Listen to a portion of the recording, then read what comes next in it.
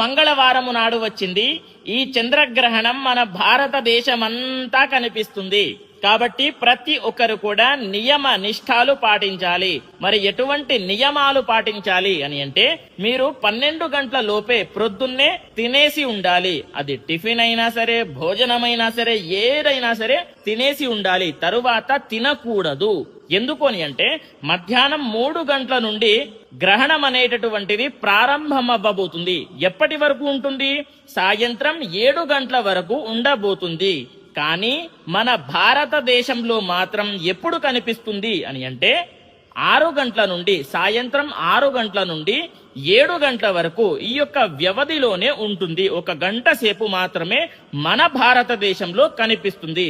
ఇంకొకటి ఏంటి అని అంటే, మీరు తినేటటువంటి పదార్థాలు ఉంటాయి కదా, అది పాలైనా సరే, పచ్చడైనా సరే, ఎటువంటి తినేటటువంటి పదార్థాలైనా సరే దాంట్లో గడ్డి, తులసి ఆకులు, దర్భ ఏదైనా సరే వేసుకొని పెట్టుకోండి. చివరికి మనము ఎప్పుడు తినాలి అని అంటే, సాయంత్రం 7 గంటల తర్వాత గ్రహణం విడిపోతుంది కదా, అప్పుడు స్నానం చేసుకొని ఇల్లంతా కూడా పసుపు నీళ్లతో చిలకరించి ప్రోక్షణ చేసి అప్పుడు తినాలి అనేటటువంటిది అందరికీ తెలియజేయండి.